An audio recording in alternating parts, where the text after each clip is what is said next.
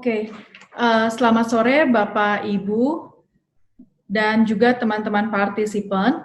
Welcome back to Blue Chip Invest Talk, the rise of healthcare and medtech amidst the ongoing pandemic, yang merupakan kolaborasi dari beberapa pihak untuk virtual online seminar ini, baik kami dari Ciptadana Blue Chip, PT Itamara Noraya Tbk IRA, dan Medical Tech yakni Zcare. Perkenalkan, saya Sabrina Raisa, selaku Head of Online Trading dari Ciptadana Blue Chip, yang hari ini berlaku sebagai host, di mana pada tahun ini juga kami berencana untuk akan ada peluncuran platform online trading kami yang nanti bisa diakses baik untuk mobile, website, ataupun desktop. Dan tampilannya saat ini ada di layar gadget ataupun laptop Bapak Ibu dan teman-teman sekalian. Dan fee beli kami dan jual di 0,15 dan juga 0,25%. Dan jika Bapak Ibu dan teman-teman partisipan ada pertanyaan terkait platform online trading kami, bisa menghubungi official Instagram kami di @ciptadana_bluechip dan di email kami helpdeskbluechip@ciptadana.com dan juga WhatsApp official business kami di 0813 8888 9327 ataupun yang tertera di layar saat ini di layar saya.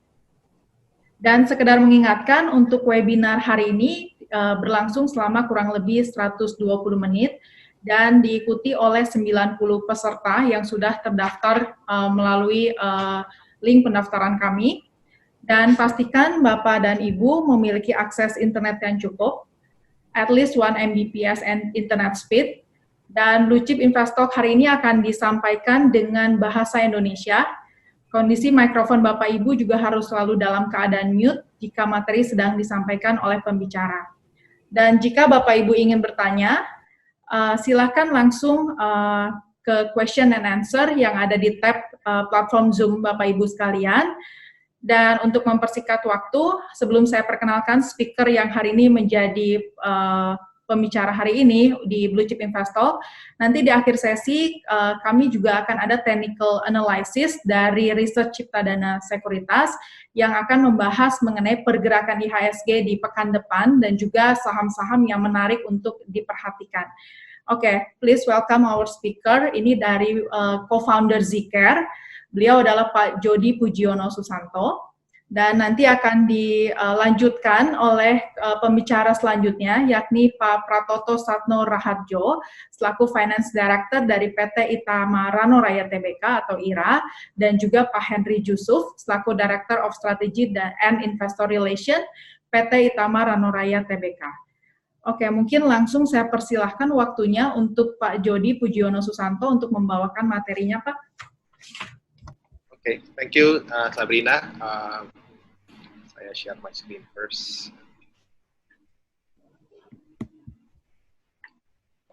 Udah kelihatan ya? All good. Oke. So, selamat sore Bapak Ibu. Terima kasih atas kesempatannya untuk mengisi sharing sessions on this webinar. Nama saya Jody. Ini kurang lebih latar belakang saya. Saya memang dulu berpengalaman lebih dari 10 tahun di dunia pasar modal bersama Bank Mandiri, Mandiri Sekuritas, DBS. Terakhir saya di Video Advisories dan saya juga sekarang saat ini sedang diamanahkan untuk memegang jabatan di PT Kapital Utama Tbk. Dan Zcare adalah salah satu usaha yang saya coba dirikan 3 tahun lalu bersama teman-teman untuk memperbaiki sektor kesehatan ke depan. So, kira-kira itu pengalaman saya sebelumnya. So, mungkin saya coba sharing beberapa angle of the market yang saya dan teman-teman kemarin discuss. Ini kayaknya something is interesting during the COVID era, gitu ya. So, on this slide, saya cuma mau sedikit refresh. Mungkin teman-teman juga pasti sudah banyak memperhatikan how the GCI reacted over the pandemic situations, gitu kan. But from this slide that I would like to note is that our market is actually quite resilient. Okay, we trimmed down from 6,000 to below 4,000, then market rebounds. Gitu ya. After the second PSBB juga ternyata masih ada signs of recovery. Meskipun everybody has to adapt the way they are doing the business. Gitu kan. But at least now the buying mood is back in the market. Saya sendiri coba update sekiranya itu buying itu datang after Lebaran, so people start intend to doing business. Nah, di sini kita juga ada satu analisis dari McKinsey itu yang menyebutkan bahwa over the COVID era gitu ya, beberapa sektor atau bisnis yang likely to be change itu ada di matriks sebelah kanan gitu ya, bahwa banyak bisnis-bisnis baru itu tumbuh gitu ya, user growth, kemudian setelah itu juga telah berubah behavior dari industrinya. Jadi telemedicine salah satu yang kita note ada di segmen itu gitu kan. So I think tapi overall semuanya pasti berbasis online. So conservative business itu suffers as we know gitu ya, a lot of like consumer data and everything itu suffer, tapi all the business yang disupport dari online transactions itu likely to sustain.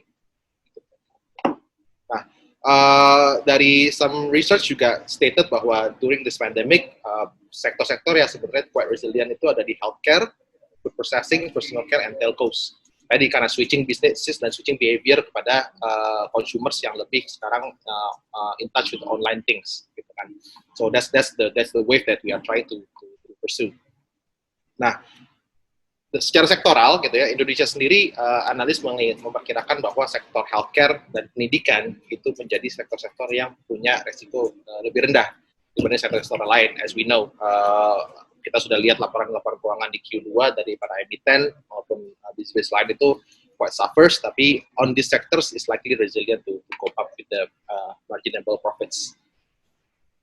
Nah, tapi yang menarik adalah bahwa di US kita perhatikan indeksnya ada beberapa indeks yang outpace other growth, gitu kan, di mana indeks Dow Jones itu year to date posted minus 3,3%, lalu S&P slightly flat at 2.9%, tapi interestingly Nasdaq itu posted hampir 20% growth year to date, gitu kan. So it indicates bahwa the investors also switching the focus from the conventional business into more tech-savvy business, gitu kan. Jadi saham-saham kayak Tesla, Amazon, Nvidia, bahkan pharmaceutical seperti Regeneron, lalu Apple, those are the big cap stocks yang contributes terhadap peningkatan harga dari indeks Nasdaq.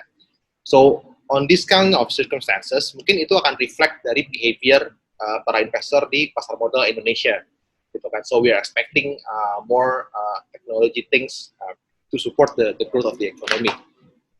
Nah, di sisi lain tadi seperti saya katakan bahwa sektor kesehatan itu nantinya juga akan switch ke lebih layanan dalam bentuk online, tapi bukan telemedicine atau teleconsultation yang seperti ada sekarang gitu. Itu bagus, itu cukup membantu. They cover the gap ratio between doctors and the patients, gitu ya. They cover the gap ratio between doctors and the whole society, the people, gitu ya, rakyat Indonesia. Tapi they need to be supported gitu. With what? With something that we call the EMR atau data medis elektronik.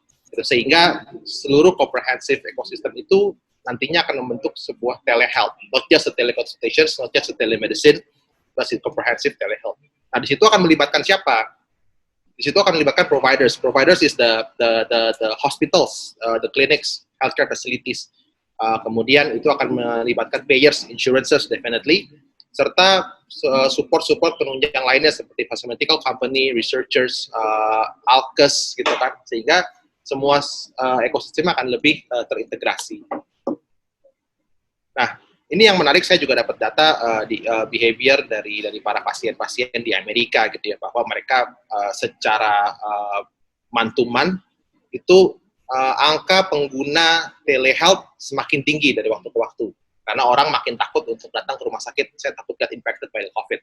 So I need to get at least my preliminary examinations from the doctors itu over the internet. Sebelum mereka benar-benar harus datang ke rumah sakitnya. Dan going forward, I think this will become a sustainable habit. So makanya everybody is predicted that the usage of the telehealth will continue. Even now, our friend Halodoc, they are aiming $1 billion valuations out of these circumstances, which is good, gitu kan. Nah, jadi itu menunjukkan bahwa sektor ini akan terus tumbuh. Kesehatan in overall is a very marginable sectors. Ditambah teknologi should be a promising one. Nah, tapi yang menarik dari analisa selama COVID ini gitu ya, bahwa ternyata aktivitas M&A di sektor kesehatan itu quite active compared to other sectors. So that means the appetite is there. It shows some intention for over bullish and confidence level of the investors in the sector itself. Oke, contoh bahkan kemarin sempat ada rumor company yang baru created the vaccine AstraZeneca and one other company they try to merge over this kind of pandemic things. Lalu banyak investment masuk ke sektor kesehatan. Nah, ini menandakan bahwa memang sektor ini sedang dalam perhatian khusus bagi para investor. And the people, they realize that this is something that we are left behind from other sectors. Investment selama ini heavy on the power plant, infrastructures, energy, tapi they are lacking discussion on the healthcare, which is something crucial. Nah, yang menarik saya coba bandingkan pergerakan dan tadi asumsi-asumsi behavior tadi dengan apa yang terjadi di Indonesia, gitu ya. Kalau kita lihat pergerakan harga saham-saham pharmaceuticals itu in general beat the others, gitu ya. Kimia Farma, Indofarma, dia making a huge benefits out of the performance fundamentally. Lalu kita juga price-nya di-drag sama rumors of the vaccines. As we know on the news, Indofarma, Kimia Farma, they will be the one who will be participated in the vaccines distributions. So everybody is betting on there. Meanwhile, Kalbe mungkin lebih generic play-nya. They supply all the pharmaceutical products, supplements, vitamins, and so on. Tapi although they are slightly lower by 4.6% year to date, still better than the other stocks. So I think the defensive tone still there to preserve Kalbe as their portfolios, gitu kan. Nah, on the other side, tapi ada yang menarik, gitu. Once we were expecting bahwa saham-saham healthcare akan sustain dan growing, gitu ya, yang sangat menarik adalah ternyata saham-saham rumah sakit they are suffering, gitu ya. Traffic is slowing down, patients are not going to the hospital for unessential treatment, gitu ya. Otomatis revenue-nya rumah sakit itu berkurang. Ini bisa kita lihat reflected on this net incomes, gitu ya. Everybody is suffering from the declining profits. Begitu juga harga sahamnya hampir semuanya turun, bahkan yang paling signifikan itu Mayapada minus 47%, Siloam minus 35%, gitu ya. Padahal harusnya they are the one who enjoy the benefit of this healthcare waves, gitu kan. Nah, apa sih sebenarnya, gitu. Nah, dalam sebuah statistik, kondisi ini memang sangat dinikmati oleh perusahaan-perusahaan health tech atau digital health, gitu. Dan tadi itu juga justify asumsinya bahwa the one who suffers the most is hospitals. Nah, di sini kita melihat bahwa ini nggak boleh kayak gini nih. This kinds of stage is very dangerous. What if happens kalau ternyata rumah sakitnya semua tutup, bangkrut karena net loss terus over the next 2 or 3 years, gitu kan? Then the society will collapse. Karena untuk healthcare dibandingkan sektor-sektor lain, we don't have choices. Kalau F&B, lifestyle, they always have choices. Oke, saya pengen yang lebih enak, yang lebih murah, yang lebih bagus. Saya beli di mana, saya pindah kemana. Tapi kalau healthcare, once your disease atau illness itu getting worse, pasti harus hospitalize. Nah, kalau hospitalnya tutup, mau ditaruh kemana? Gitu kan. So I think it's our responsibility as a digital health tech, gitu ya, untuk ikut membantu healthcare providers so they can survive. They can survive the conditions, they can be profitable, they can provide a better service to the society. Gitu. Nah, di sini Zikr memang hadir untuk menjawab tantangan itu. Gitu. Bagaimana? What we are doing is we try to digitalize the hospital. Karena selama ini mereka beroperasi mungkin dalam tingkat efisiensi yang kurang baik, gitu. Masih banyak paper, masih tulis resep di kertas, lalu misalkan antriannya masih panjang, medical datanya masih scattered, gitu kan. Ketika mau dikompil untuk submit ke insurance, mesti nunggu 1-2 jam. So this kind of process yang kita mau perbaiki supaya teman-teman ataupun the people bisa di-treat lebih banyak, gitu. And then, of course, the business of the hospital lebih marginable, lebih profit, so they can sustain. Gitu. Nah, itu dari angle kita. Nah, ekosistem itu yang kita buat, yang kita sebut dengan cloud hospital. So we try to bring every hospital resources out of the cloud to reach out to patients. Kalau tadi kan kita bilang, oh pasiennya nggak mau ke rumah sakit karena takut COVID. Oke, kita bawa rumah sakitnya ke pasien. Semua resource-nya itu kita berdayakan, kita digitalisasi dengan satu integrasi data yang kita sebut dengan EMR atau Electronic Medical Record.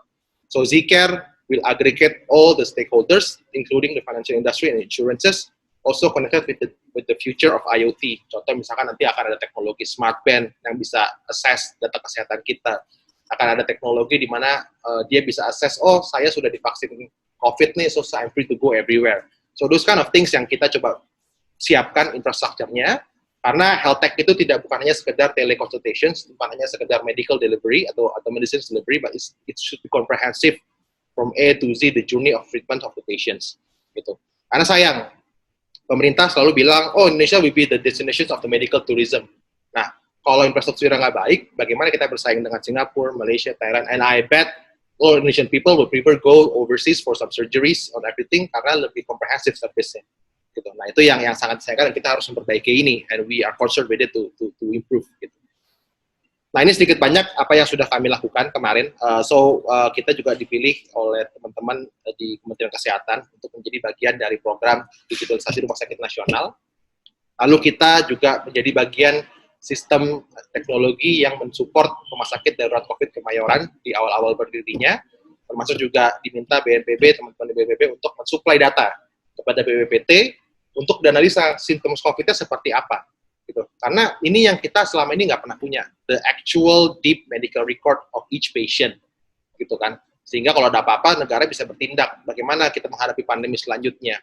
Bagaimana kita bisa mengakses kesehatan bangsa, gitu kan? Bagaimana kita bisa bikin program-program untuk mendorong sumber daya manusia yang berkualitas, gitu. Nah, ini yang kita coba support dari sisi health tech infrastructures. Nah, ini kita saat ini sudah berdiri kurang lebih 3 tahun dan kita sudah bermitra dengan para customer kami.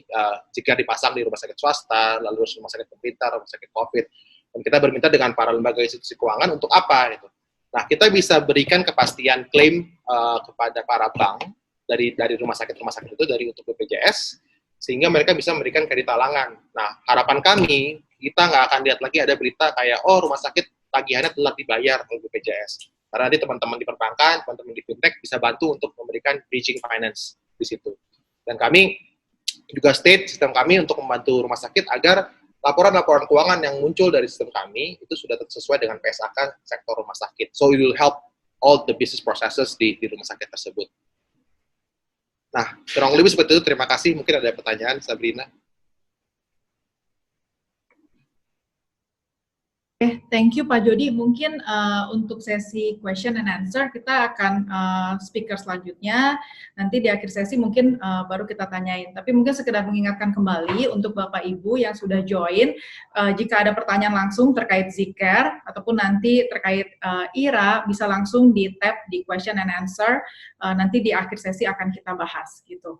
Oke, mungkin saya persilahkan untuk pembicara selanjutnya dari perwakilan dari IRA. Silakan Pak Toto dan Pak Henry Yusuf. Oke. Terima kasih Mbak Sabrina. Saya perkenalkan, saya Pratoto, sekarang Direktur Keuangan PT Itamara Nuraya atau di ininya IRA ya. Saya akan coba share untuk memperkenalkan tentang IRA.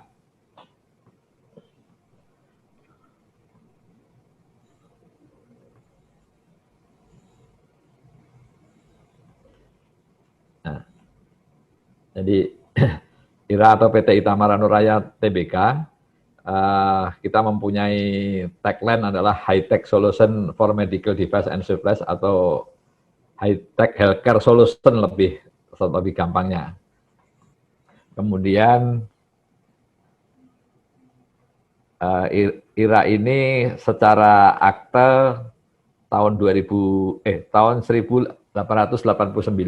pertamanya aktenya secara legalnya berdiri, namun secara lebih fokus ke alat kesehatan sekitar tahun 2000-an. Kemudian tahun 2017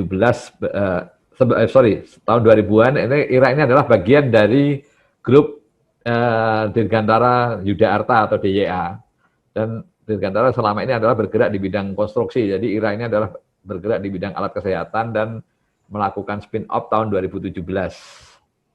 Sehingga tahun 2019 melantai di bursa, tepatnya 15 Oktober ya. Ini adalah salah satu visi misi dari IRA. Saya lanjut aja, ini adalah manajemen dari IRA sebelum Pak Henry masuk. Nah ini semacam bisnis. Nah saya langsung aja memperkenalkan produk-produk yang ada di IRA ya. Pertama adalah dari prinsipal PT Banjek Indonesia yang notabene ini adalah apa namanya sister company dari IRA. PT Banjek Indonesia ini adalah punya produk auto disable shearing atau yang biasa disingkat adalah ADS. Pabriknya ada di Sentul. Yang kita membawa ini adalah mulai tahun 2003 sampai sekarang untuk imunisasi di Kemenkes itu pasti hampir tiap tahun pasti pakai produknya Banjek ini yang dibawa oleh IRA. Kemudian saya mungkin lebih menjelaskan apa sih ADS itu. Nah, kalau Bapak Ibu semuanya sering ke rumah sakit, pasti yang selalu ditunjukkan dokter pasti adalah biasanya ini belum kalau kita mau ada diinjeksi itu ada kata mesti ini masih di packing ya, belum diinjeksi. Nah itu beda. Kalau yang Banjek ini atau disable shearing ini benar-benar sekali pakai. Kalau yang di rumah sakit itu hanya packingnya aja, tapi sebenarnya itu bisa dipakai berulang-ulang. Kalau ini begitu dipakai sekali langsung pasti rusak. Jadi nggak bisa dipakai terulang lagi. Ada produknya tadi adalah auto disabling, yang nanti yang berikutnya adalah produk yang gambar sebelah kanan ini adalah cap-nya ya. Jadi auto safety needle jadi Banjek safety needle ini kalau kita jarum suntik yang selama ini kita kenal selalu tutupnya adalah lepas ya dari produknya. Berikutnya nanti untuk keamanan tenaga medis tutupnya ini akan nempel. Jadi begitu selesai langsung dibalikin lagi klik dan itu udah nggak bisa dibuka lagi untuk melindungi dari tenaga medisnya. Ini adalah pabriknya Banjek yang ada di Sentul, di kawasan industri Sentul. Ini adalah plan pertama. Sekarang Banjek juga lagi membangun pabriknya di Delta Cikarang untuk plan yang kedua. Untuk yang plan kedua itu kapasitasnya nanti kalau udah terbangun secara penuh kapasitasnya 1,2 miliar pieces per tahun. Kalau yang di Sentul ini 300 juta pieces per tahun. Untuk sementara sampai saat ini Banjek untuk market share di Indonesia, khususnya di pasar imunisasi itu market share-nya udah 75% ya, 75,3% tepatnya. Kemudian produk berikutnya adalah produknya Abbott. Abbott ini lebih main adalah untuk screening darah ya, ada mesin-mesinnya, ada arsitek. Alinity ini adalah mesin yang terbaru dari Abbott. Kalau Architect 1000 sama 2000 ini bedanya adalah hanya masalah kapasitas. Ini adalah pasarnya yang di ini IRA adalah di PMI, kemudian juga di unit transfusi darah yang ada di rumah sakit. Jadi rumah sakit yang mempunyai unit transfusi darah biasanya punya mesin Architect ini. Ini lebih fungsinya adalah untuk masalah screening darah. Jadi setiap pendonor darahnya sebelum didonorkan ke pasien itu pasti dilakukan screening darah untuk HIV, sipilis, terus kemudian hepatitis A sama hepatitis B. Ini yang dilakukan untuk Abbott. Market share Abbott saat ini adalah 63% untuk tahun 2019 ya, itu 63% untuk screening darah ini. Kemudian produk selanjutnya adalah Terumo. Terumo ini ada 3 mesin, yaitu tadi Trima Excel, kita nyebutnya biasanya Trima Excel sama Reveos. Reveos ini adalah produk yang terbaru. Kemudian adalah Spectra Optia. Nah, ini sebetulnya lebih untuk pemisahan komponen darah. Jadi kita tuh sebetulnya bisa mendonorkan darah yang diambil hanya misalkan trombositnya aja atau sel darah merahnya saja, jadi macam-macam itu bisa dengan alat-alat ini. Bahkan Reveos ini saat ini adalah belum ada kompetitor, satu-satunya di dunia dan di Indonesia satu-satu merek produk Reveos ini. Jadi dia akan melakukan proses secara otomatis. Ini yang boleh dibilang baru November tahun lalu kalau nggak salah ini baru kita bawa, dan sekarang ini ternyata pasarnya cukup bagus ke depannya. Kemudian juga kalau Bapak Ibu juga tahu sekarang ada namanya plasma konvalensi ya, dengan ada penyakit COVID yang kalau orang udah sembuh terus darahnya disuntik. Nah ini mesinnya yang dipakai adalah mesin Optia ini, Spectra Optia untuk untuk plasma konvalensi itu. Selanjutnya ini adalah produk baru yang di bawah IRA untuk baru tahun 2020 ini, HMD ini lebih banyak produk-produk disposable ya, atau lebih banyak consumable juga, jadi habis barang habis pakai. Ini adalah HMD ini produk dari India. Sorry. Nah, ini adalah hospital care. Ini juga baru tahun 2020 ini yang pabriknya adalah PT Balmed. Ada macam-macam hospital yang ada dibutuhkan di rumah sakit.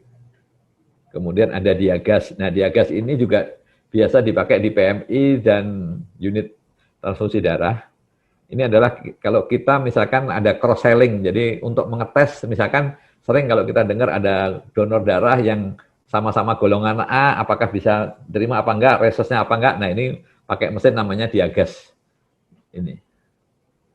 Kemudian kita punya baru adalah iGene. iGene ini adalah non-invasive prenatal test. Jadi kalau ibu-ibu muda ya, misalkan baru hamil 2 mingguan, 3 minggu, itu kita bisa melakukan tes ini apakah bayi kita ada sindrom apa itu udah langsung ketahuan umurnya, walaupun bayinya baru masih kandungannya umur 2 minggu gitu. Selanjutnya ini adalah APD, mereknya Savo yang saat ini memang juga banyak dibutuhkan dalam rangka COVID. Dan yang ini adalah USG ya. USG ini kita membawa ada merek Alpinion dan Esaute. Alpinion itu dari Korea, kalau Esaute dari Italia. Ada jenis-jenis, ya jenis-jenisnya ini adalah tergantung dari fitur-fitur yang ada, semakin ke bawah semakin lebih ini. Kemudian kita juga menjual ambulan. Ambulannya bukan ambulan ini, tapi lebih ke ambulan emergency, ambulan spesialis. Jadi di dalamnya tuh udah tersedia alat-alat seperti yang di bawah ini ya. Jadi bukan ambulan hanya untuk ngangkut orang sakit, tapi bisa langsung menanganin sakit di dalam kondisi darurat. Nah, ini adalah company experience-nya. Jadi sejak tahun 2003-2004 sampai sekarang adalah tadi ADS dan Setibuan itu pasarnya di Kemenkes, kemudian di dinas-dinas provinsi, dan ada beberapa puskesmas ya. Kemudian kalau 2010 tadi blood screening reagen ini adalah di PMI juga, terus di rumah sakit tadi yang UTDRS. 2013 ini kemarin kita sampai sekarang juga proyek di BKKBN. Ini customer-customernya PT Itama. Secara total kita hitung ada 294 ya. 204 customer per kelompok, bukan per masing-masing ini, jadi kita bagi kelompoknya. Kita juga udah menunjuk beberapa subdis, ada 12 di seluruh Indonesia. Nah, ini adalah pencapaian PT Itama setelah IPO sampai kondisi kemarin 8 September ini, belum saya update hari ini. Jadi waktu IPO 15 Oktober itu dengan harga perdana 374, langsung terjadi auto reject karena naiknya 49,7% dengan harga 560 dan oversubscribe 34 kali. Dan selanjutnya pas waktu RUPS tahun buku 2019, 31 Maret, itu kita udah membagikan dividen 9,6 miliar. Nah, ini saya mencoba menggambarkan pencapaian sales first half ya tahun 2019 dengan 2020. Jadi kalau tahun 2019 boleh dibilang produknya yang dibawa Itama atau IRA ini hanya 3, Wanjek, Terumo, dan Ebert. Kemudian tahun 2020 kita udah banyak produk tadi yang sempat saya sampaikan. Ada tambahan, ada apa namanya, Esaute, Alpinium, SD Biosensor, Wanjek, kalau Wanjek dan jadi kalau melihat Itama ini memang kalau satu semester itu belum menunjukkan ini, susah untuk disetahunkan gitu, di 2 kali, karena memang banyak pengadaan pemerintah itu diadakannya di Q3 dan Q4. Jadi kalau baru semester 1 kelihatan misalkan dari sini Wanjek baru 1,4 M ya, dari tahun lalu juga sekitar 1,5, jadi masih ini lebih dibilang pengadaan rutinnya aja, belum ada proyek-proyeknya. Jadi secara growth-nya 28% dari tahun lalu ke tahun 2020. Ini secara report ininya profit and loss-nya. Jadi dari tahun lalu 61, tahun ini 79, kemudian labanya dari 4,7 naik jadi 9,6.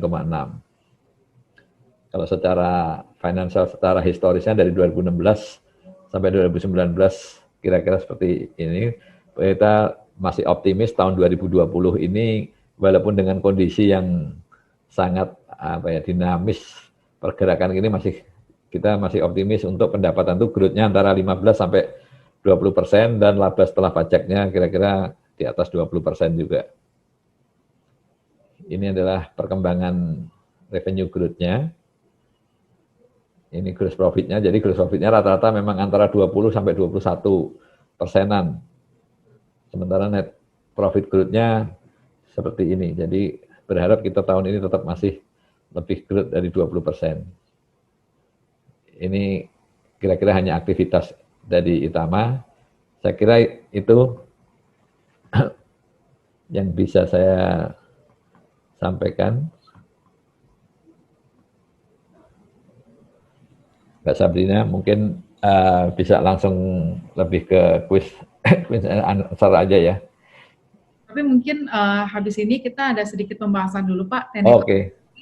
Mengenai IHSG, mengenai IRA, dan juga beberapa saham yang mungkin bisa dicermati. Nanti akan dibawakan oleh dari riset Ciptadana kami, Pak Asrul Husni. Dan juga mungkin buat untuk partisipan yang hari ini sudah join, sekitar 90 orang. Bapak Ibu yang mau bertanya, silahkan sekali lagi saya reminder untuk bisa langsung menanyakan di tab di question and answer. Nanti di akhir sesi setelah Pak Asrul Husni membawakan technical analysis, nanti kita akan bahas. Silahkan. Mohon maaf Mbak Sabrina, mungkin Pak Henry mau menambahkan, Pak Henry?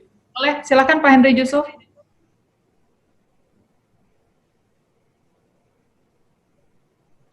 Terima kasih waktunya. Halo Pak Toto semuanya. Ini saya ada masalah sama video saya, jadi saya nggak tahu tulisnya direksi IRA terus, tapi nggak muncul-muncul muka saya. Sorry ya. Ya, nggak apa-apa. Jadi kalau saya lihat sih, tadi Pak Toto udah jelasin secara snapshot company IRA in terms of gross margin, company is doing really well. Kita sampai first half 2020 itu margin grossnya masih 15, margin operatingnya oke juga, net margin kita yang kita bisa pertahanin sampai akhir tahun 2019 itu 12%, first half juga masih 12% net marginnya. So in terms of performance di company, baik apa yang ada secara organik, seperti Pak Toto tadi sebutkan, kebanyakan register sales dan performance justru di second half. Jadi getting into third quarter, fourth quarter, ini justru company secara cyclical baru biasanya ngegas, karena disitulah budget-budget instansi pemerintah maupun juga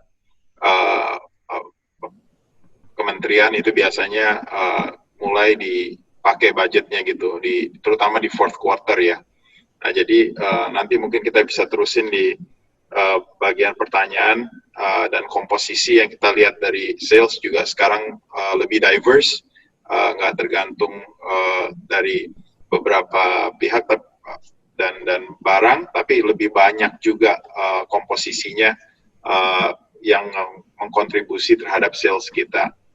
Mungkin itu dulu, nanti bisa dilanjut di Q&A. Terima kasih. Ya, thank you Pak Henry. Mungkin silakan Pak Asrul untuk technical analysis-nya. Terima kasih Mbak Sabrina. Selamat sore Pak.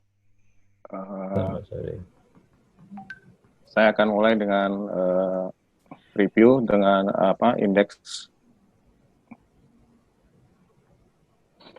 Jadi kondisi terakhir tadi indeks kita sedikit rebound Pak. Setelah kemarin itu menutupin gap. Itu gap itu yang terjadi kan waktu Jumat kemarin itu sempat technical rebound, itu ada menyisakan gap di level 5016 sampai 5059. Jadi kemarin sudah sempat ketutup.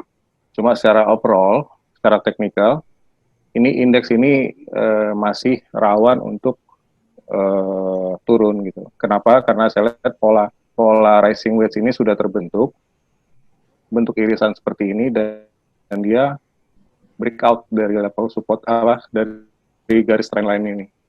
Ini suatu indikasi reversal trend. Artinya pada saat indeks kita mulai bangkit dari akhir Maret itu membentuk intermediate bullish trend, dan kemarin minggu lalu itu trennya menjadi reversal menjadi bearish trend lagi.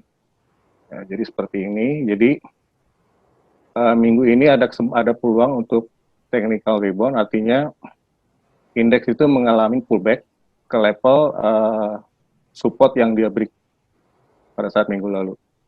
Jadi kalau saya lihat dalam minggu depan ini kecenderungan indeks itu, saya lihat di sini, saya coba pakai indikator average to range. Ini adalah satu indikator untuk mengetahui besaran volatilitas pergerakan harga. Saat ini pergerakan rata-rata itu sekitar 96 sampai 90 sampai 100 poin. Jadi rata-rata pergerakan indeks itu dari minggu saya ambil ini variabel ini 7 hari ke belakang. Artinya pergerakan 7 hari ke belakang ini lebar volatilitas pergerakan indeks kita itu di level 95 sampai 100 poin. Minggu depan saya lihat kecenderungan indeks itu masih kemungkinan akan sideways, Pak. Kemungkinan akan sideways. Rentang range-nya ini cukup lebar. Dari level tertinggi yang dia buat ribuan kemarin ini di 5187 sampai terendahnya itu 4755. Jadi untuk minor support saya ambil di 5013. Kemudian resistennya ada di 5117. Jadi saya masih melihat kalau secara teoritis pola reversal falling rising wedge ini itu target turunnya lumayan jauh gitu, Pak. Ini saya secara teoritis, ini saya ambil dari sini, saya paralelin ke titik dia pertama dia breakdown. Nah, sekitar itu. Jadi ada di level 4.700. Tapi apakah akan crash langsung ke situ? Saya rasa sih enggak gitu, karena saya lihat ini tetap ada perlawanan, karena kemarin udah sempat rebound itu udah membuat support yang cukup kuat di level 4755 gitu. Pola ini akan gagal atau menjadi reverse jika indeks itu balik dan menembus level resisten 5187. Tapi secara overall saya lihat ini tekanan jual nanti ini masih cukup mendominasi market kita. Oke. Kemudian saya coba lihat saya masuk ke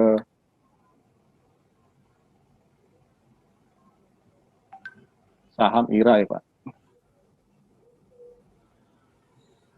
Oke.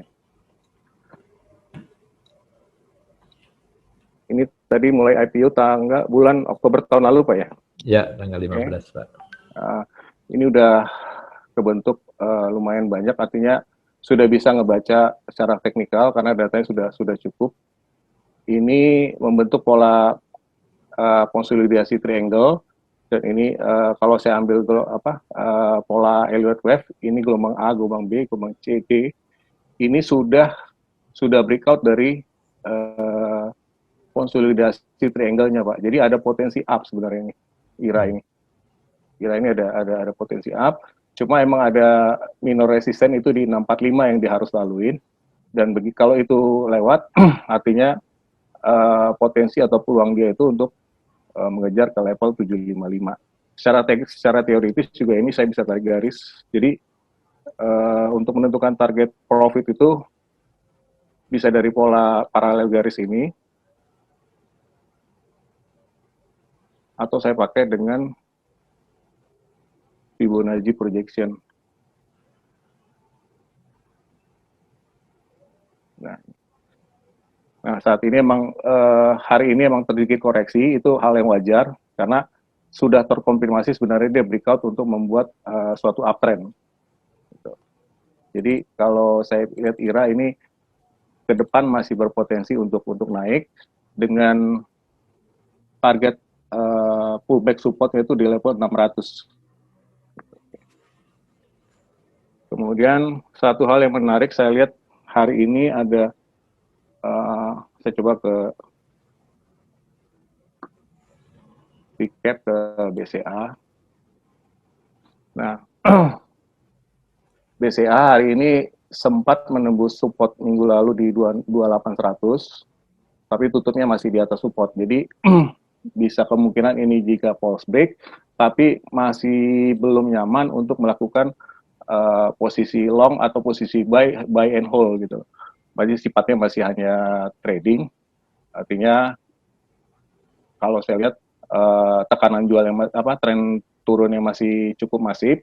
Jadi bisa dilakukan dengan trading hit and run dengan risiko, atau kalau BCA besok dibuka di atas 28500 di atas 28150 itu kita ambil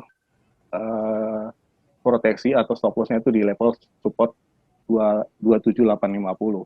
Tapi ngelihat ini medium term-nya ini adalah sangat bearish, jadi sifatnya hanya technical rebound kalau saya lihat gitu di BCA.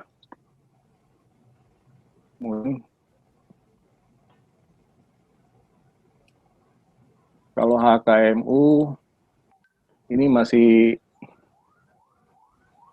sideways, masih tidur nih Pak ya, cukup lama ini. Nah, ini tinggal nunggu momentum sebenarnya. Kalau dia tembus 93, artinya suatu konsolidasi yang cukup lama dan cukup panjang. Begitu dia breakout itu biasanya akan memberikan potensi kenaikan yang cukup signifikan gitu. Cuma kita belum tahu ini kapan timingnya. Di range-nya ini masih di 93 sampai 68.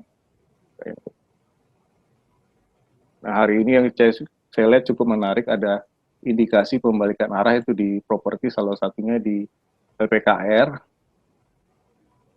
Nah, LPKR ini kan udah sempat mencoba level support 115 di bulan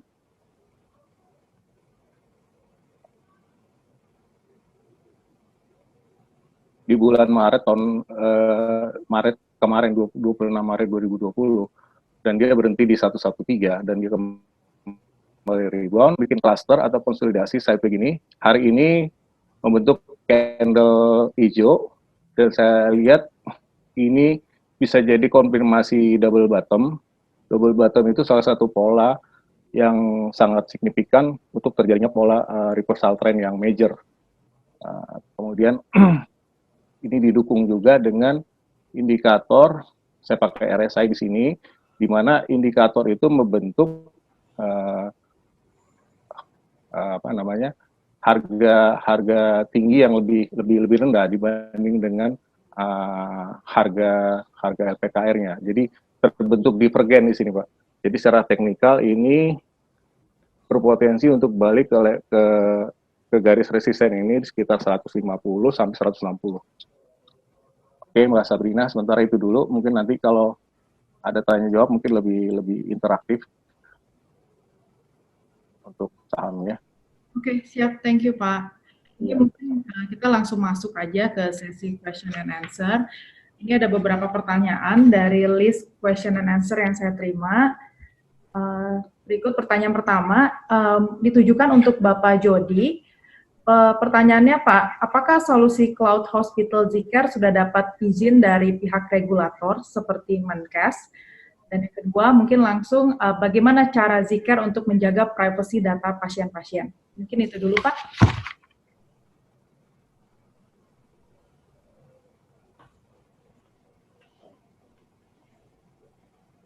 Silahkan, Pak Jody. Sorry, tadi ada sedikit technical things on my receivers. Boleh diulang, Bu Sabrina? Iya, ada pertanyaan nih Pak dari nasabah. apakah solusi Cloud Hospital Zcare sudah dapat izin dari pihak regulator seperti Menkes? Dan pertanyaan kedua mungkin sedikit berhubungan, bagaimana cara Zcare untuk menjaga privasi data pasien-pasien? Mungkin itu dulu, Pak. Oke. Posisi kami dengan teman-teman di Kementerian Kesehatan adalah mitra. Kita menjadi satu-satunya provider teknologi kesehatan atau sistem informasi rumah sakit dan sistem teknologi fasilitas kesehatan yang ditunjuk oleh teman-teman di Kemenkes sebagai bagian dari program digitalisasi rumah sakit nasional untuk 5 tahun ke depan. Sebelum kita ditunjuk, gitu ya, itu kita pastinya melewati proses-proses assessment, gitu ya. Teman-teman di Kemenkes juga sudah melihat sistem kami, lalu bagaimana kami bisa membantu para tenaga medis di lapangan, gitu kan. Nah, mungkin yang perlu saya note adalah sistem kami sudah mencapai tingkatan EMR Adoption Model Level 7, atau itu yang tertinggi lah di standar internasional oleh HIMMS. Jadi kalau sistem rumah sakit atau sistem fasilitas itu ada tingkatan dari level 0 sampai level 7. Level 0 itu adalah ketika proses di rumah sakit tersebut atau di fasilitas tersebut itu fully paper-based, gitu. Sedangkan level 7 adalah teknologi seperti kami, di mana udah paperless, lalu sudah mengakomodir inter-exchangeable data. Jadi misalkan kayak dari poli ke poli bisa tukeran medical data, dari poli ke radiologi bisa tukeran, dari spesialis A ke pharmacy bisa order obat, dari radiologi bisa pushback result ke dokternya, terus ikut dengan opini-opini dari ekspertis radiologi, gitu kan. Nah, kalau ini yang kita membedakan kita dari yang lain. Memang secara menyeluruh, gitu ya, sistem rumah sakit di Indonesia atau sistem fasilitas kesehatan baik itu klinik dan fasilitas lainnya itu rata-rata masih di level 2, gitu. Jadi memang ini menjadi tugas kami bersama dengan rekan-rekan stakeholders untuk terus bisa mendigitalisasi rumah sakit yang nanti kegunaannya itu bisa dalam berbagai aspek, bisa dalam aspek pelayanan ataupun aspek data medis, gitu. Karena sebenarnya pemerintah sendiri saat ini sangat membutuhkan data medis yang komprehensif, gitu. Kita tahu lately banyak berita-berita yang simpang siur terkait dengan misalkan rasio kecukupan tempat tidur, gitu kan. Lalu ada perbedaan data terkait berapa sih sebenarnya jumlah yang sudah terinfeksi COVID, gitu. Atau berapa sih sebenarnya yang sembuh, yang menjadi dispute antara RS online maupun dengan data yang dipublikasi, gitu. Nah, ini nanti kami harapannya semakin besar ekosistem rumah sakit yang sudah digitalisasi, otomatis itu akan mempermudah untuk data capture maupun data analytics nantinya. Dan ini kegunaannya bagi semua stakeholders itu satu.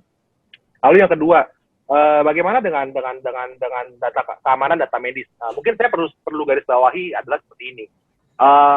Kita terbiasa dengan praktek bahwa data medis itu disimpan atau di keep di rumah sakit, seolah-olah itu menjadi data mereka.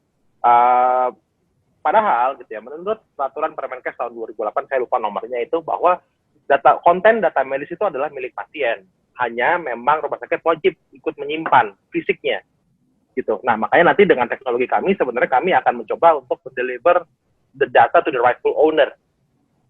Pasien wajib memberikan consent atau notice mengkonfirmasi sebelum data-data ini pindah dari dokter satu ke dokter lainnya, dari fasilitas satu ke fasilitas lainnya, gitu kan. Gunanya untuk apa? Biasanya kita suka, misalkan saya divonis sakit X, gitu ya. Lalu saya kayaknya nggak begitu deh. Saya sehat-sehat aja. I need a second opinion. I'll go to the other doctor, to the other hospital. Gitu. Yang terjadi adalah ketika kita datang ke rumah sakit yang selanjutnya, itu data medis kita dikonstruk dari awal. Mulai dari tes darah lagi, mulai dari assessment lagi, dan lain-lain lah, sesuai dengan kebiasaan yang dilakukan di rumah sakit tersebut. Padahal, seharusnya dokter yang kedua bisa saja mengakses historical medical data kita dan langsung memberikan opini apakah suggestion dan dokter yang pertama itu sudah benar atau belum. Dan ini bukan benar salah ya, tapi menjadi preferensi. Kadang-kadang kita punya hak untuk menentukan way of treatment kita. Let's say if I got a cancer, for example, it's my right to go for a chemo, or it's my right to go for other treatments yang mungkin diopinikan oleh dokter selanjutnya. Nah, ini menjadi penting. Gitu. Nah, terkait dengan security, kita juga sebelum dideploy di Kemayoran, rumah sakit referral COVID dan lain-lain, kita sudah dilakukan penetration test oleh BSSN dan juga lembaga-lembaga terkait, dan kami bisa pastikan bahwa data itu secure, kita simpan di cloud server yang berbasis Indonesia, dari provider Indonesia, dan juga teman-teman dari data infrastruktur yang ada di Indonesia. Karena kita yakin ini data sensitif, kita nggak bisa dengan gampangnya, let's say, okay, I'll buy atau I'll lease a cloud server in Singapore for a cheaper price, for example. Itu nggak bisa. Kita udah sadar itu dari awal, so we try to keep it that way. Thank you. Oke, thank you Pak. Mungkin kita langsung ke pertanyaan selanjutnya ya Pak Jody ya. Thank you banget buat jawabannya Pak yang sangat jelas sekali. Untuk pertanyaan kedua ini ditujukan ke Pak Toto dan ke Pak Henry Yusuf.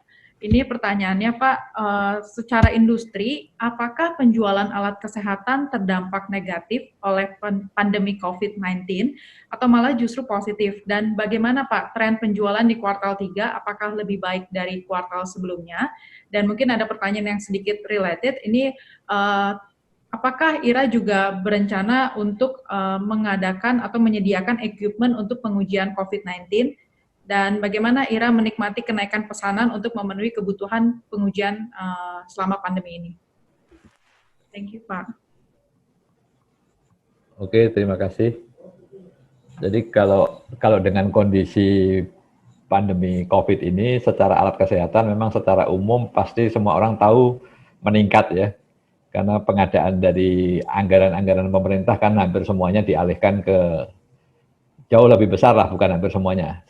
Dialihkan ke pengadaan untuk COVID. Nah, itu siapa yang membawa barang-barang yang dibutuhkan untuk COVID, pasti itu akan menikmatin. Gitu. Tadi salah satunya IRA tadi ya. IRA kan juga ikut menikmatin itu kenaikan itu, walaupun memang naiknya belum begitu banyak. Karena memang sesuai tagline-nya IRA itu adalah high-tech healthcare solution. Jadi kita memang tidak harus langsung memasarkan misalkan harus yang semua berhubungan dengan COVID gitu. Jadi kalau kita bawa tadi misalkan yang USG itu juga ada pasarnya itu adalah yang kita sampaikan itu adalah sesuai dengan pasar yang COVID. USG di situ ada penjualan sekitar 30 miliaran, itu adalah pasar ke BNPB waktu itu. Kemudian ada SD biosensor itu adalah rapid test dan itu apa namanya antigen test, swab test, nah kita sebut biasanya swab test itu. Saya kira untuk IRA ke situ, untuk kedepannya saya yakin juga masih bisa berkembang terus karena kebetulan produk-produk yang kita bawa yang baru kita sekarang masih sedikit ya, kayak USG ada macam-macam itu ke depan kelihatannya pasarnya udah cukup menjanjikan juga. Kira-kira itu Mbak Sabrina. Pak Henry mungkin tambahkan Pak Henry.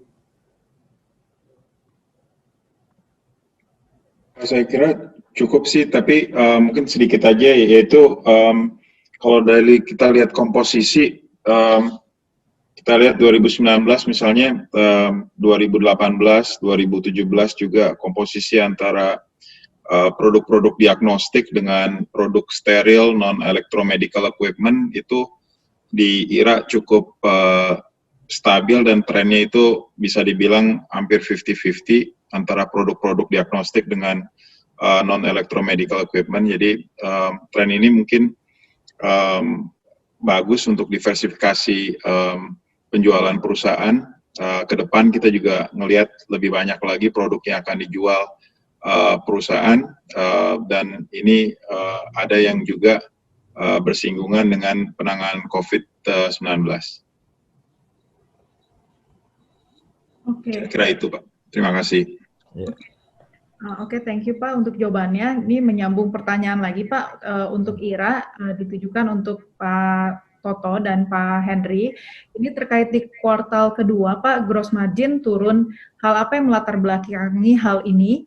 Dan kira-kira selama pandemi apakah ada keringanan Pak yang diberikan oleh prinsipal? Boleh share-nya dibuka Mbak. Saya mau share lagi supaya bisa kelihatan tadi. Oke, siap Pak. Silakan Pak. Iya.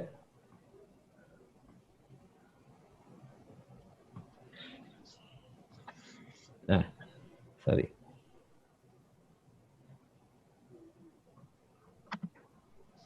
Nah ini ya kelihatan tadi kan apa namanya COGS-nya, kalau secara produknya ini adalah lebih bervariasi di apa namanya kuartal kedua ya. grupnya 28.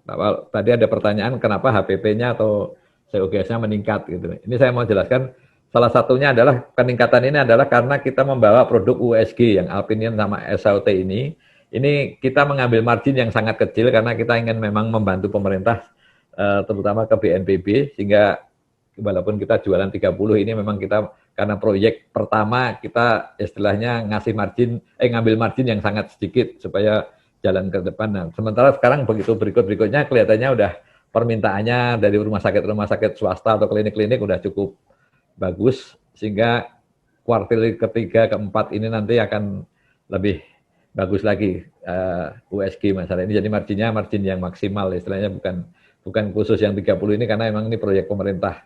Itu aja.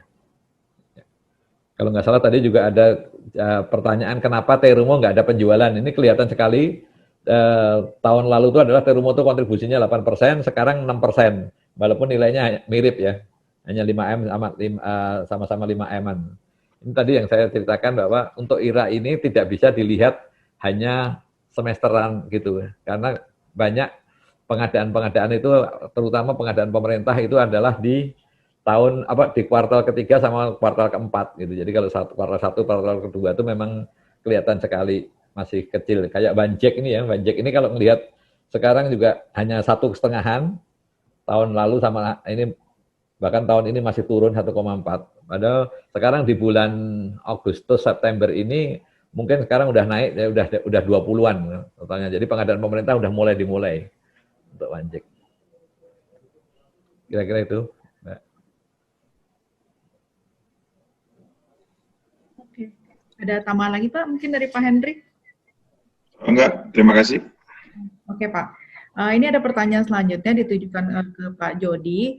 Kira-kira apa aja Pak? Mungkin tadi kan Pak Jody sudah sampaikan terkait profil dari Zcare. Kira-kira adakah risiko usaha dari Zcare yang sekiranya membuat Pak Jody ini nggak bisa tidur nih di malam hari Pak, ceritanya Pak, saking menanggapi risiko tersebut. Dan di sisi lain ada pertanyaan selanjutnya ditujukan kepada Zcare kembali. Apakah Zcare sudah melakukan fundraising selama ini dan mungkinkah terbuka untuk menerima partisipasi dari nasabah-nasabah kami di sini? Mungkin bisa sharing? Oke, resiko yang terbesar menurut saya adalah saat ini mungkin di sisi permodalan ya, karena kita sendiri startup company baru mulai 3 tahun lalu gitu ya. It came out from scratch gitu ya, teman saya punya visi karena dia punya pengalaman lebih dari 11 tahun kerja di rumah sakit pemerintah gitu ya, RSCM, persahabatan, Fatmawati gitu kan.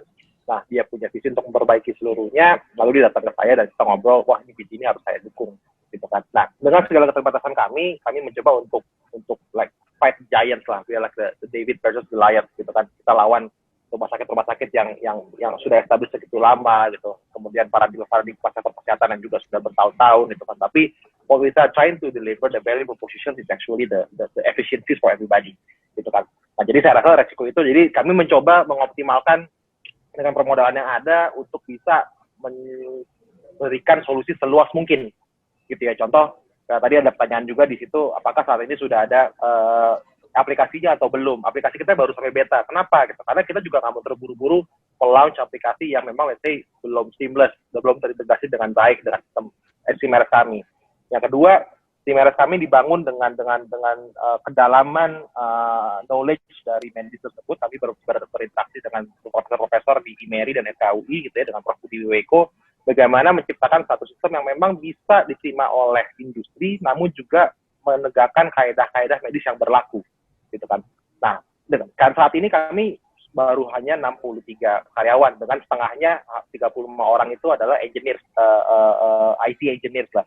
Dulu kita mulai dari 4 orang, lalu bertambah. Nah, resikonya tuh sebenarnya ada di permodalan, karena gini, in order us to make a profitable margin, it's nonsense at this point of time. What we are trying to achieve is how we can really have the impact to the industry.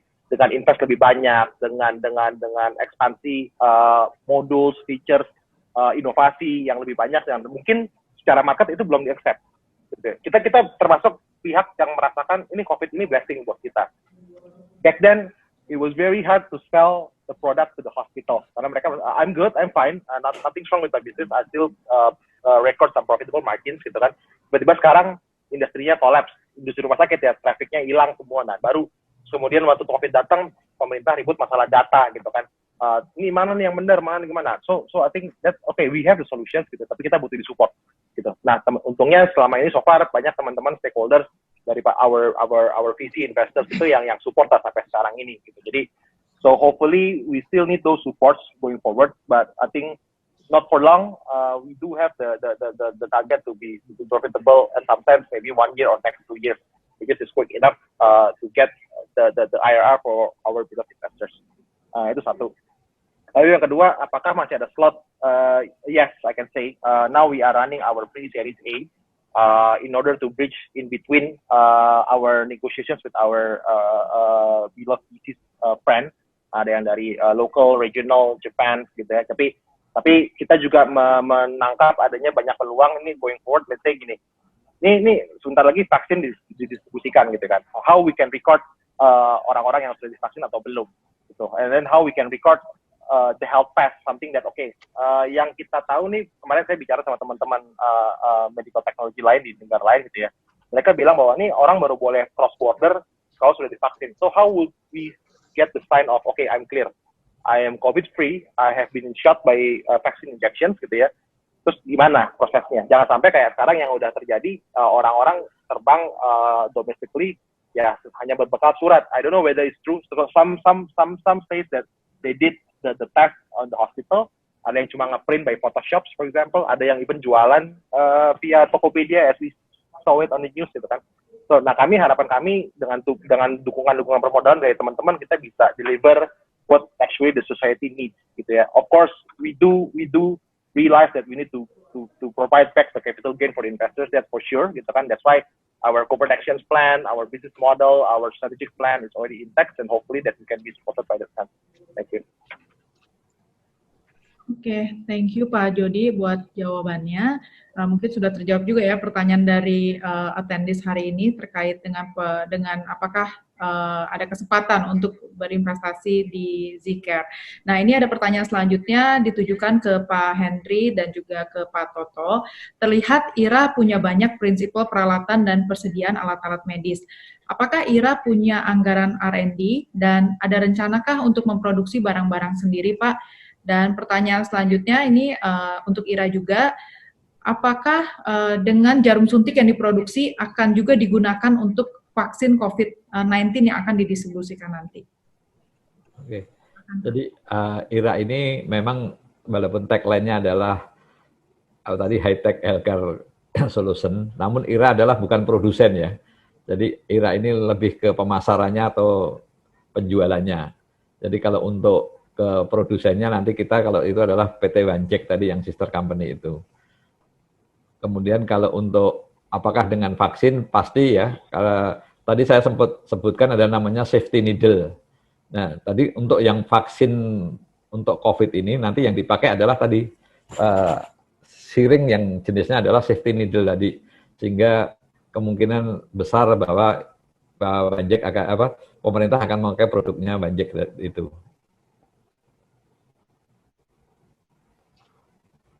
Kira-kira itu, Mbak. Oke. Ada tambahan mungkin, Pak Henry? I think yang disebut tadi Pak Toto benar, kita untuk anggaran R&D kita bukan basic research, kita bukan pembuat vaksin, kita bukan pembuat obat-obatan. Itu kita bekerja sama dengan sekian banyak perusahaan healthcare di dunia dan di domestik juga untuk bisa memasarkan produksinya. Yang kita punya adalah network seluruh Indonesia, baik ke pemerintah maupun ke swasta, untuk bisa masuk ke anggaran mereka. Jadi untuk pembelanjaan. Jadi kita lebih ke arah situ. Nah, makanya tagline kita adalah high-tech healthcare solution, karena kita yang memberikan solusi-solusi ini atas problem-problem atau kebutuhan-kebutuhan yang mereka butuhkan. Seperti contoh tadi Pak Toto sudah sebutkan, mengenai jarum suntik, ya kita internal sangat fokus sekali bagaimana caranya untuk bisa memasarkan produk-produk ini, karena kita lihat juga sudah pasti trennya ke depan diperlukan untuk penanganan COVID ini, bagaimana kita bisa turut andil dalam membantu pemerintah dan membasmi pandemi ini. Ya kita tentu akan senang sekali kalau misalnya diberikan kesempatan untuk hal-hal ini di masa depan. Saat ini tentu kita masih nunggu berita vaksin baik dari luar negeri maupun dalam negeri. Jadi kita masih dalam proses wait and see, tapi saya kira kita akan fokus di pemasaran dan terus-menerus memberikan resources supaya produk-produk kita ke depan bisa laku ya. Dan yang lain juga adalah produk-produk diagnostik, itu sangat diperlukan sekarang, baik di laboratorium maupun di tempat-tempat lain yang ada hubungannya dengan darah, sehingga itu adalah hal-hal yang membuat kita semangat terus bagaimana caranya untuk penetrasi pasar dan memberikan yang terbaik buat mitra-mitra kita di industri kesehatan. Mungkin itu. Oke Pak, ini melanjutkan pertanyaan kembali Pak ke Ira.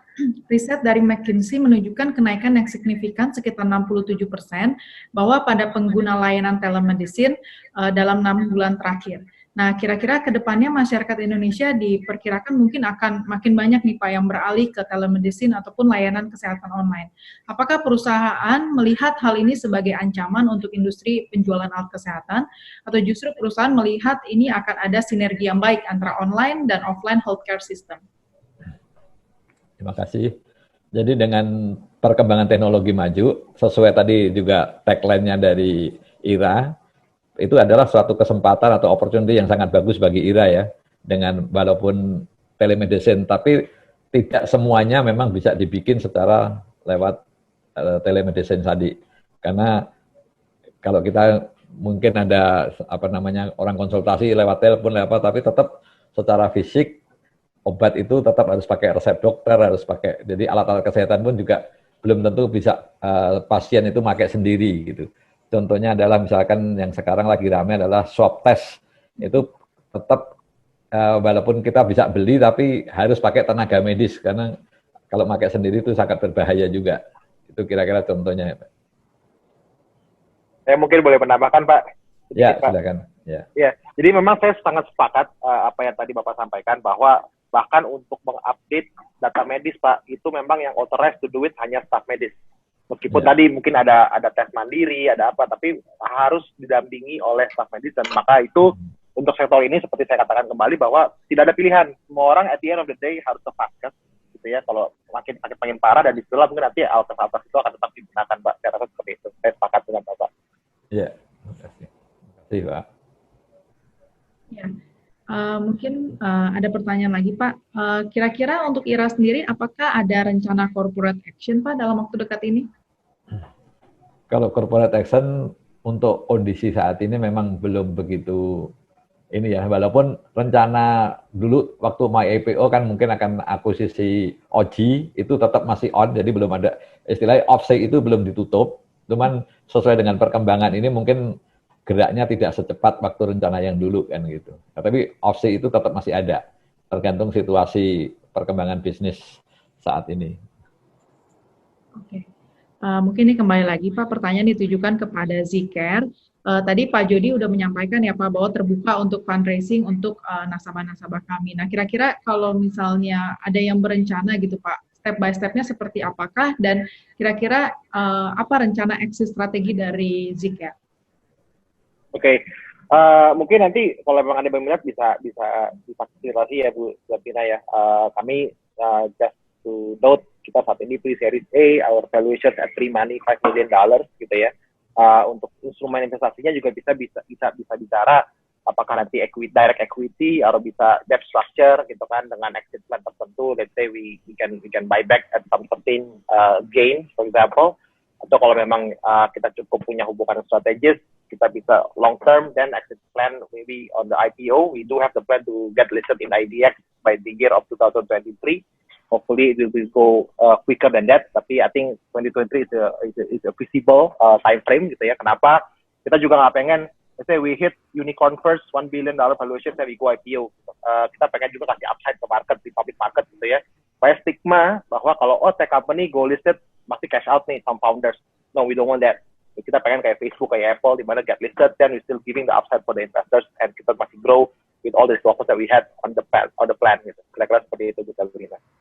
Oke, thank you Pak Jody. Kembali lagi Pak, ini ada pertanyaan lagi ditujukan ke ke Ira. Ini terkait Ira, bagaimana pandangan perusahaan Pak ke depannya berarti mengenai prospek industri kesehatan, karena kan kita ketahui juga mungkin pandemi ini juga belum bisa diperkirakan kapan berakhir ya Pak. Jadi kalau dari pandangan dari Ira sendiri, bagaimana Pak melihat di tahun 2021 Pak? Tetap peluang tetap masih ada ya.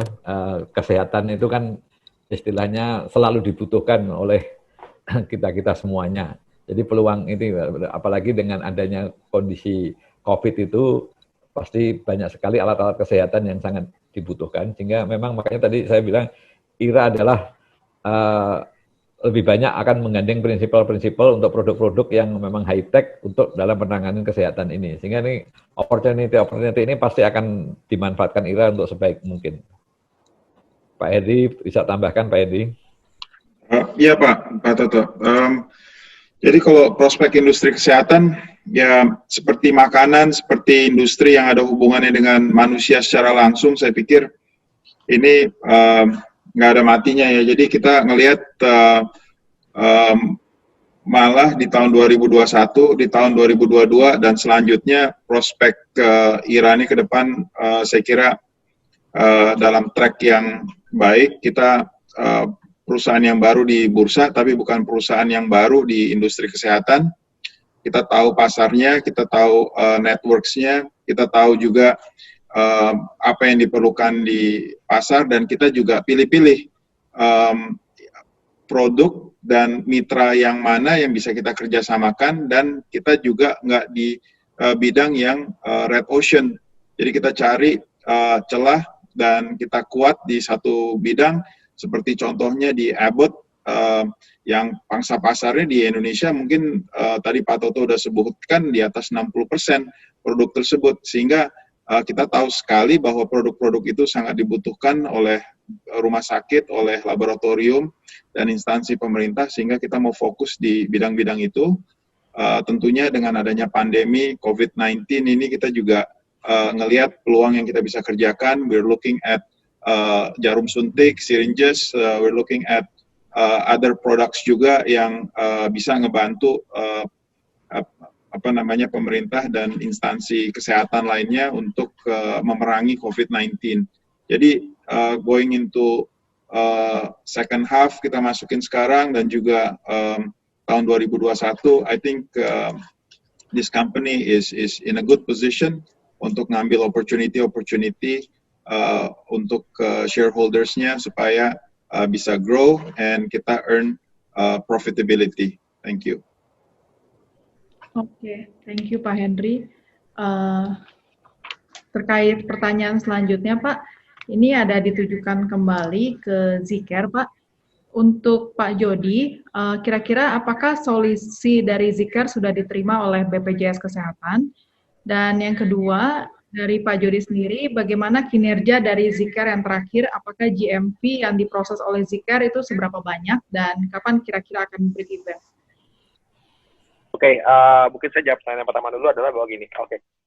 Zicare secara teknologi sudah berhasil menciptakan satu enkripsi algoritma yang kita sebut dengan claim verification system. Itu di mana sistem kami bisa mengcompile dan mengenerate satu report yang dibutuhkan oleh BPJS Kesehatan.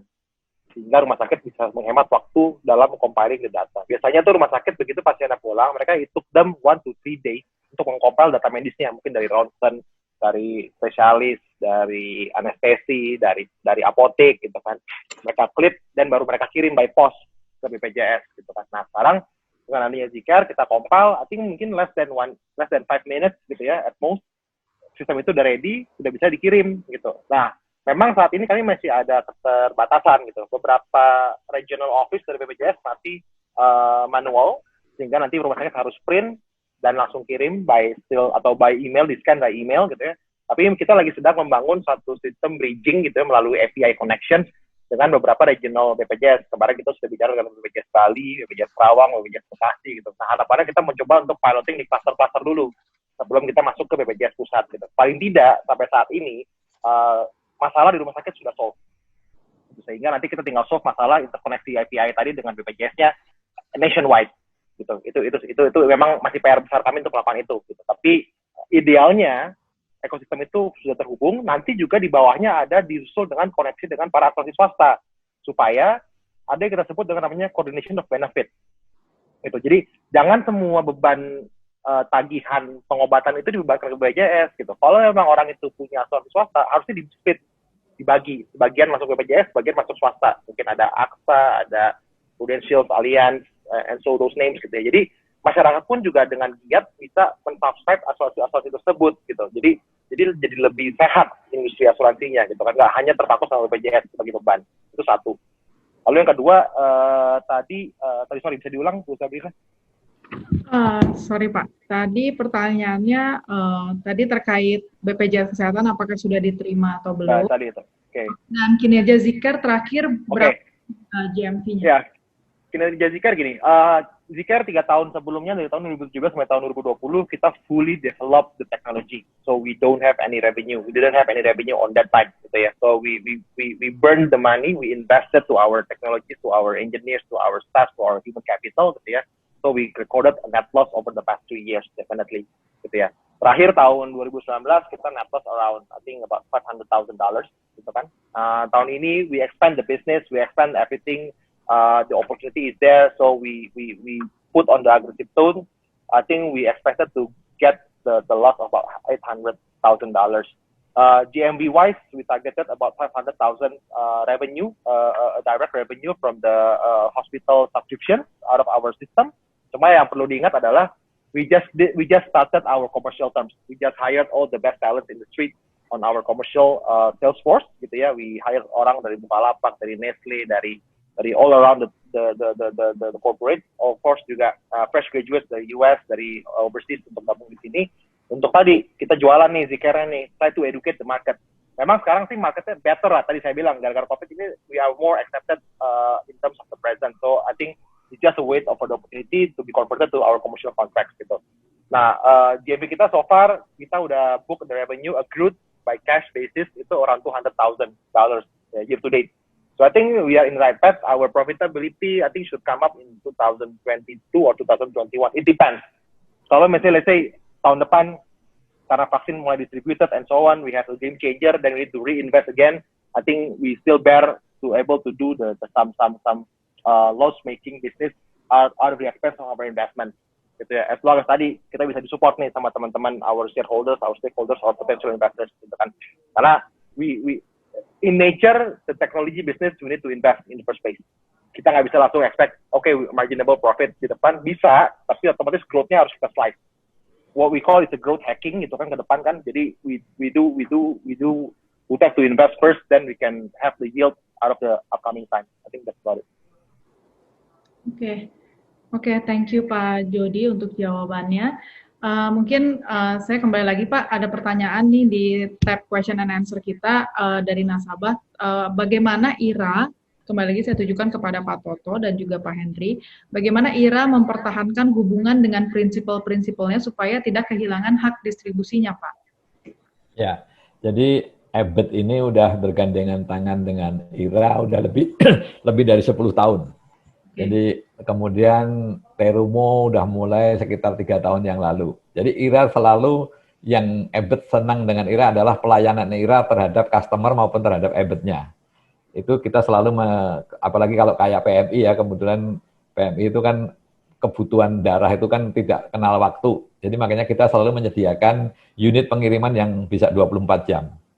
Itu salah satu yang istilahnya EBIT sama Terumo itu sangat ini ke IRA, senang dengan ke IRA, kemudian juga terutama yang hubungan baik secara personal. Intinya adalah IRA sebagai divisi penjualan atau semacam distributor itu adalah lebih ke pelayanan, baik ke customer maupun ke prinsipal. Itu yang selama ini kita jaga. Oke. Ada tambahan lagi dari Pak Henry mungkin? Oh, no, thank you. Ya, Pak. Ya, Pak. Ini ada pertanyaan lagi, Pak. Balik lagi ke financial performance, Pak, sedikit. Bagaimana usaha yang dilakukan perusahaan dalam menekan beban operasional, di mana kita tahu juga banyak perusahaan yang menekan beban operasional mereka selama pandemi ini berlangsung, Pak? Justru sekarang memang kondisi dengan pandemi ini memang biaya penukun operasional kan memang kita turun ya, dengan adanya WFH ada segala macam, memang secara operasional turun itu kan. Tapi kita tetap menjaga masalah optimalisasi kinerja. Jadi bukan hanya karena WFH terus kita pelayanan jadi kurang bagus ya, gitu. Itu kita pelayanan adalah nomor 1 kan gitu. Ya, ininya IRA terus di situ. Oke, Pak. Oke, saya cek kembali di tab question and answer. Mungkin Bapak Ibu yang masih ada pertanyaan bisa silahkan tulis di tab question and answer. Nanti kita akan, saat ini juga kita langsung bahas. Siapa pesaing utama IRA, Pak? Produk-produk Tiongkok kah, Pak? Nah, tadi sudah sempat saya jelaskan, untuk produk IRA ini adalah produk-produk yang memang mempunyai brand yang sangat bagus. Kalau yang dari luar adalah Abbott sama Terumo. Kemudian kalau untuk Wanjek sendiri, tadi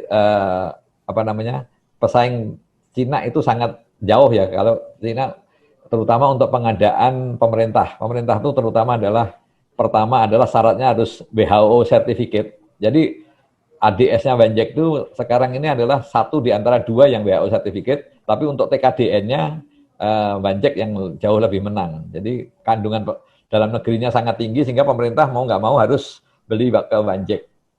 Itu yang kalau produk-produk Cina sampai sekarang untuk auto-disable shearing tidak ada yang masuk ke pemerintah. Oke. Ada pertanyaan selanjutnya lagi, Pak. Apakah IRA terbuka, Pak, untuk kerjasama dengan perusahaan plastik di Indonesia terkait pembuatan jarum suntik, Pak? Saat ini justru karena udah TKDN 63 tadi, kita bahan bakunya itu adalah dengan paling banyak adalah dari itu PT Chandra Asri ya, untuk biji plastiknya. Kalau memang ada yang memenuhi speknya bisa memenuhi, karena biji plastik tuh untuk ini farmasi grade tidak sembarangan juga. Jadi selama bisa dan harganya masuk ya pasti kita sangat terbuka. Oke, siap, Pak. Oke, Pak. Ini kembali lagi, Pak. Balik lagi nih ke Zicare. Ada pertanyaan selanjutnya ini terkait dengan apakah Zicare sudah kerjasama dengan berapa banyak pasien, berapa banyak rumah sakit, dan berapa banyak financial institution, Pak, yang sudah kerjasama? Oke. Saat ini data di portal kita itu kurang lebih mendekati 100.000 data medis pasien atau 76 hospital. Jadi kita punya customer private hospital itu ada 6, 3 yang sudah diimplement dan another 3 itu lagi ongoing. We just built the contract and we are now on the implementation process gitu kan. Lalu 70 rumah sakit adalah para rumah sakit rujukan COVID, di mana kami berkontribusi untuk menyumbang IMR kita untuk menganalisa data pasien, gitu, termasuk salah satunya Rumah Sakit Kemayoran dan 69 Rumah Sakit Angkatan Darat. Nah, kedepannya sebenarnya kami ditugaskan untuk hit 300 titik rumah sakit referensi COVID agar capture datanya lebih komprehensif, gitu. Jadi kurang lebih sudah 100.000 data mendekati. Kemudian sudah lebih dari 800 dokter dan perawat yang menggunakan Zicare dalam journey mereka untuk mengobati pasien dan meng-capture data medisnya. Kurang lebih seperti itu. Jadi mungkin yang keduanya apa ya, Mbak? Sorry. Berapa banyak sudah kerjasama? Oke. Dengan financial institution kita sudah bekerjasama dengan Bank Mandiri. Bank Mandiri mensupport kita satu dalam payment infrastructure dalam aplikasi yang akan kita launch, itu Lekan, kartu kredit, e-wallet. Lalu kita kerjasama juga dengan Sendit untuk payment infrastructure juga. Kemudian kita juga kerjasama dengan Bank Syariah Mandiri. Mereka masuk ke dalam hal-hal tadi, termasuk juga untuk bridging finance terhadap tagihan BPJS. Gitu. Lalu kita juga akan segera memfinalisasi agreement kerjasama kita dengan Bank BNI, gitu ya, sama dengan hal tadi, payment infrastructure, bridging financing untuk rumah sakit, working capital lending untuk rumah sakit, atau bahkan kita juga sedang bicara dengan beberapa fintech company untuk memberikan pinjaman kepada pasien. Karena mungkin banyak dari kita yang nggak berani ke rumah sakit, nggak berani ketemu dokter karena nggak punya uang. Agak kasihan lah. Jadi kita mau coba endorse, ada teman-teman yang berani pinjemin mungkin 1-2 juta payday loan supaya orang berani ke rumah sakit untuk kesehatan mereka. Nah, kemudian untuk BNI khususnya dan Mandiri, kita juga dalam komunikasi untuk program digitalisasi 1.000 rumah sakit 3 tahun ke depan. Di mana rumah sakit ini adalah para nasabah-nasabahnya dari bank tersebut. Jadi itu akan menjadi cross-selling strategi antara kami dan mereka. Dan juga tadi mungkin kita sudah bekerjasama dengan beberapa public audit firms untuk mengkonfirmasi laporan keuangan kita agar sesuai dengan PSAK. Jadi akan jauh lebih mudah bagi rumah sakit untuk mendapatkan laporan keuangan yang terkonsolidasi. Kira-kira begitu, Pak Sabina. Oke, thank you Pak Jody untuk jawabannya. Sekali lagi mungkin buat Bapak Ibu yang berencana untuk menanyakan atau mungkin terkait dengan waktu juga, nanti bisa langsung tanyakan kembali ke email kami helpdesk.bluechip@ciptana.com jika ada pertanyaan mungkin yang nanti setelah sesi acara baru kepikiran mau ditanyakan ke baik pihak Zcare ataupun pihak IRA, nanti bisa langsung email kami. Mungkin satu kalimat Pak dari Pak Jody, nanti selanjutnya dari Pak Toto dan juga Pak Henry terkait pandemi tahun 2020, mungkin ada pesan Pak yang mau disampaikan untuk peserta kami hari ini yang join? Oke, ini dari saya dulu ya. Ya. Oke, kalau dari saya sih mungkin gini, whatever happens ahead gitu ya, kita harus prepare bahwa kita bersiap-siap pandemi COVID-19 ini bukan yang terakhir. There will be another virus or pandemic going forward. Kenapa gitu? Mungkin salah satu alasannya adalah global warming yang menyebabkan beberapa virus-virus yang tadinya tersimpan di dalam lapisan es, and then dia crack lalu menyebar ke seluruh dunia. Di sisi lain pola hidup kita yang semakin dekat dengan satu sama lain gitu ya. Ya those kind of social issues lah yang menyebabkan kita akhirnya banyak penyakit-penyakit yang muncul. Nah, harapannya gitu ya, secara society kita harus siap menghadapi hal ini dengan apa tadi? Dengan pelayanan sektor kesehatan yang komprehensif gitu. Digital inclusivity of a medical data itu udah sesuatu yang nggak bisa ditawar lagi. Karena di negara-negara maju lain itu sudah terjadi. Agar kita bisa mengantisipasi apa nih ke depan, pandemi apa lagi, bagaimana obatnya, bagaimana penanganannya, apakah infrastruktur kita sudah siap, tempat tidur, alat kesehatan, ventilator, dan lain-lain. Nah, ini kita harus punya capture the data in comprehensive, sehingga kita bisa melakukan strategic planning ke depan, program kesehatan kita mau kayak apa, bagaimana kita melindungi masyarakat kita, gitu. Nah, kira-kira seperti itu. Terima kasih. Oke, terima kasih sekali Pak dari Pak Jody. Dan untuk Pak Toto, Pak, silakan Pak, satu kalimat ataupun mungkin pesan yang mau disampaikan buat nasabah. Ya, tadi Pak Jody udah panjang lebar, kalau saya cukup singkat aja. Selama masa pandemi ini adalah kita harus waspada, tapi tidak boleh parno. Itu aja, terima kasih. Ya Pak, thank you Pak. Untuk Pak Henry Pak, mungkin Pak? Ya, saya kira kalau untuk pandemi, ini pandemi yang paling dekat dengan kejadian COVID-19 mungkin itu waktu tahun 1918 ya. Dan itu kalau kita baca sejarah ada 4 wave dan wave-nya itu lumayan panjang setiap tahun sehingga pada tahun keempat baru kelar. Nah, saat itu dunia teknologi, dunia research nggak seperti hari ini. Saya harapin mudah-mudahan vaksin yang ada jitu, tinggal masalahnya adalah masalah distribusi, penyebaran, dan lain-lainnya. Dan kami dari perusahaan ingin ikut ngebantu bagaimana distribusi ini bisa kita bantu, lalu bagi masyarakat supaya cepat kembali sehat agar kita bisa kembali hidup normal dan kita bisa kembali lagi fokus di investment kita yang di komunitas pasar modal. Bisa kembali lagi recuperate growth ke trajektori yang normal. Mudah-mudahan itu segera terjadi. Kita ngarepin sekali. Sekian dari saya. Terima kasih. Saya boleh tambahan, Mas Sabrina, sedikit? Silakan Pak Jody. Ya. Sorry, mungkin juga teman-teman mungkin segmentasi audiensnya banyak yang dari latar belakang pasar modal, investor, pelaku pasar, dan lain-lain. Mungkin saya perlu sedikit note bahwa oke, kita saat ini mungkin dalam kondisi krisis global, tapi perlu kita ingat bahwa banyak sekali blue chip company yang lahir dari sebuah krisis. Gitu ya. Alibaba nggak akan segede sekarang kalau nggak ada STAR. BCA nggak akan sebesar sekarang kalau tidak ada krisis 2008 ketika ada M&A pihak Jarum masuk gitu kan. Nah, jadi sebenarnya krisis ini kita harusnya melihat sebagai opportunity to invest. Baik apapun bentuknya ya, saham, debt, emiten, private investment gitu ya. Tapi kita tahu sektor kesehatan seperti dari teman-teman dari IRA sampaikan dan juga sudah saya paparkan bahwa I think this will be the next wave of the bullish tone sector wise gitu. Kira-kira gitu. Terima kasih. Oke, thank you banget untuk semua panelis hari ini, baik dari Zcare, Pak Jody, dan juga Pak Henry, dan juga Pak Toto, perwakilan dari IRA. Dan mungkin kita mengingatkan kembali, ini sebetulnya untuk partisipan kami itu Pak dari dokter ada kebetulan.